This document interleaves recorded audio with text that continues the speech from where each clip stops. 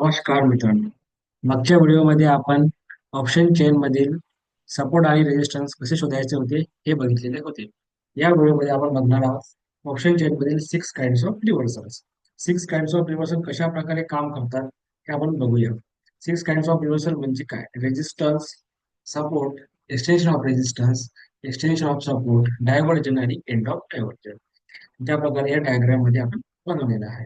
आता हे आपण ऑप्शन चेन मध्ये कसे काम करायचे ते बघू. या ऑप्शन चेन मध्ये रेजिस्टन्स इमॅजिन लाईनच्या सर्वात जवळ कोणता व्हॉल्यूम आणि ओपन इंटरेस्ट जे जवळ असेल तो रेजिस्टन्स आणि सपोर्ट साइड सपोर्ट मानला जातो. जसं आता या इमॅजिन लाईनच्या जवळ सर्वात हायेस्ट व्हॉल्यूम आणि हायेस्ट ओपन इंटरेस्ट 23,000वर आहे, म्हणजे 23,000 हा आपला रेजिस्टन्स आहे आणि सपोर्ट साइड देखील 23,000वर हायेस्ट व्हॉल्यूम आणि हायेस्ट ओपन इंटरेस्ट आहे. तर हा आपला सपोर्ट मानला जातो.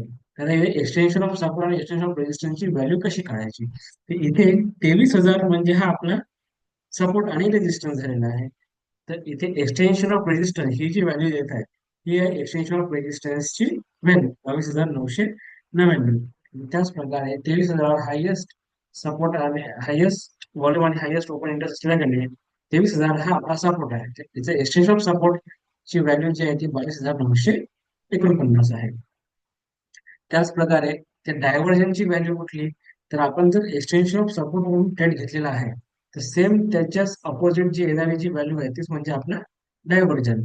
आता या याच्यामध्ये सपोर्ट आणि रेजिस्टन्स एकाच स्ट्राईक प्राइसवर असल्या कारणाने इथे डायव्हर्जनची व्हॅल्यू दुसरी दिसत नाही.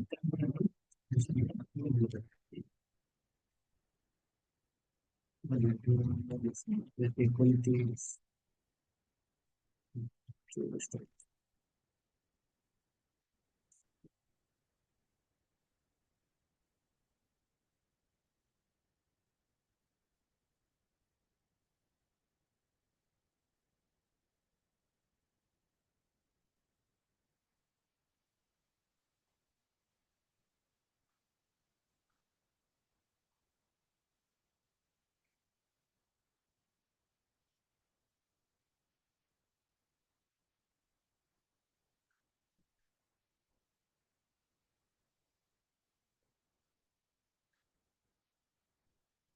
यामध्ये बघा, जर सर्वात हायेस्ट व्हॉल्यूम आपली 23,300 वर दिसत आहे.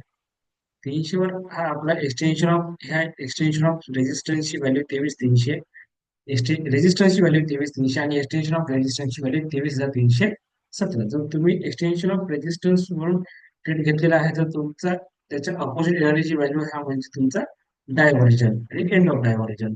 सेम त्याच प्रकारे जर तुम्ही एक्सटेन्शन ऑफ सपोर्ट या व्हॅल्यूवर ट्रेड घेतल्याने त्याच्या अपोजिट जी येणारी व्हॅल्यू आहे ते म्हणजे तुमचा डायव्हर्जन आणि एंड ऑफ डायव्हर्जन. अशा प्रकारे या ऑप्शन चेन मध्ये सिक्स काइंड्स ऑफ रिव्हर्सल हे काम करतात.